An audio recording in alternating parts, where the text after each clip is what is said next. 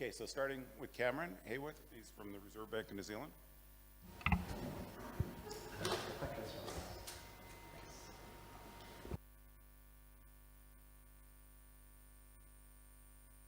Okay, thank you, Doug. So given the wide range of topics we have to talk about today, I've decided to focus on some issues that are particularly relevant to New Zealand in 2019. So firstly, some major institutional changes. We've recently adopted a dual mandate and a formal monetary policy committee. Secondly, I'd like to talk about some current transparency initiatives we're running.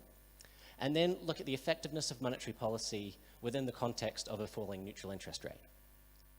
So let's start with the dual mandate. So last year we adopted a dual mandate with an employment target. And an obvious question to ask is why? Well, inflation has been low and stable in New Zealand for nearly 30 years now. And with that, there's come greater appreciation from the public that low inflation is a means to an end.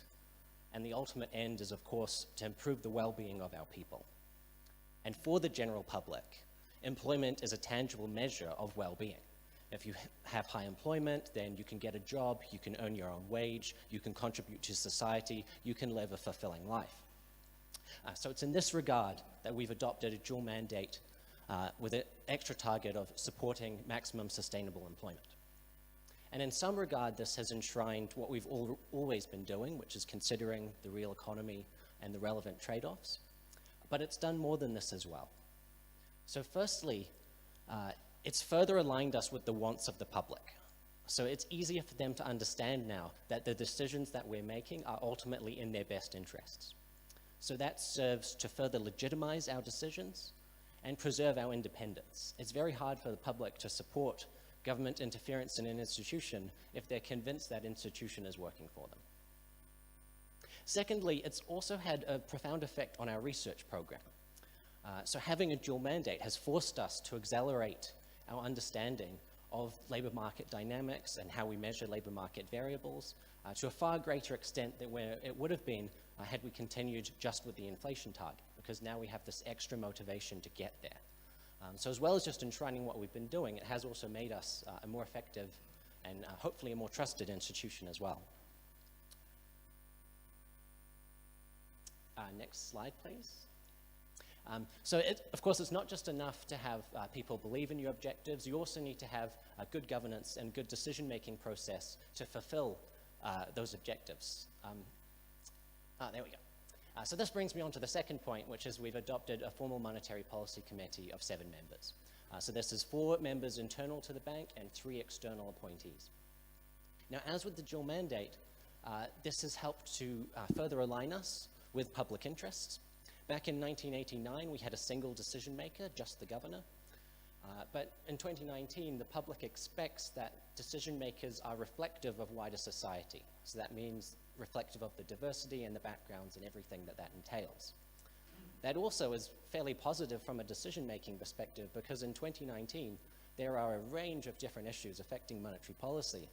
And it's quite difficult to imagine a single decision maker can understand everything perfectly and weigh up the different factors, whereas a committee with enough diverse backgrounds is better able to consistently make unbiased decisions. And again, as with the dual mandate, this has forced us to reevaluate our decision-making process in this case. So we spent a long time examining management literature and looking at how can we create the best possible process in the lead up to the policy decision to optimize the discussion that the MPC has and to end up with a high-quality, unbiased product, essentially. And so this also means that we've ended up with a process where we can simultaneously publish the policy decision, full monetary policy statement with forecasts, and the minutes from the discussion, the summary record of the meeting. And then an hour later, we hold a press conference. So what this means for the public is that if you're an analyst, as soon as that policy decision is made, you have access to essentially all the information you could want to explain why that's been done. So you don't need to spend the next few days or maybe weeks waiting for other pieces of the puzzle. It's all there. You can absorb the information, work out what it means, and then you don't need to keep worrying about what the central bank is doing for the rest of your life. And so on this point of transparency, that brings me on to the next part. So let's have a quick look at how our transparency has evolved over time. So this is looking at the central bank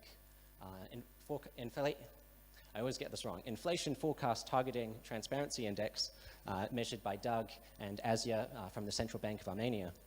And as you can see here, we've been gradually increasing over time after a big step up after developing the FPAS, and a big step up at the end, moving to the dual mandate and the Monetary Policy Committee. And in recent times, we did a stakeholder survey to look at what we should be doing moving forward in terms of our transparency. And we identified two things. One was that our technical users were fairly satisfied with us, and that the general public trusted us, but they had no idea what we did. And that's not a very solid foundation for trust, and so moving forward, the focus of our transparency is on how can we better help the general public understand what we're doing and understand what our decisions mean for them. So this brings me on to some of the transparency initiatives. So the first one here is the Monetary Policy Handbook. So when we had the external appointees for the Monetary Policy Committee arriving, we decided to draft a handbook explaining everything they need to know about the New Zealand economy and how we think about monetary policy, how our strategy is set up. And we have since published the entire document online, completely uncensored. So if you're a high school student, you can access the same briefing materials as the incoming members of the Monetary Policy Committee. And another thing we've looked at is how we can improve the readability and the readership of our monetary policy statement. So the idea here is essentially to add a bit of a gradient when you're reading it in terms of the technical difficulty. So it starts off as simple as possible with the monetary policy statement in pictures. So when you go to download the monetary policy statement, we have between 3, maybe 7 cartoons with some brief descriptions to give the simplest possible explanation of what the state of the economy is and why the central bank has made a decision that they've made. Then you move into the document, we outline the policy decision, and then we have the summary record of the meeting, which is possible because of the simultaneous publication. And we use very simple language there to basically outline the risks in the baseline forecast in very qualitative, easy to understand terms.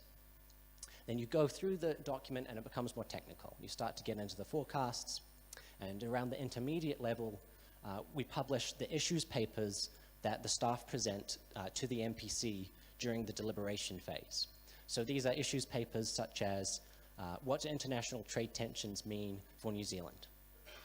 Not only are those papers fairly interesting, but it's also helpful for the public to see how the staff are thinking about issues that also affect them outside of monetary policy, but also things that might affect their businesses. So we publish those papers, and when you think about publishing those, all the forecasts, and having the handbook published, you start to see that the public has access to most of the materials that our decision makers do. So it should be fairly easy for them to understand how we're going to react in the future as well.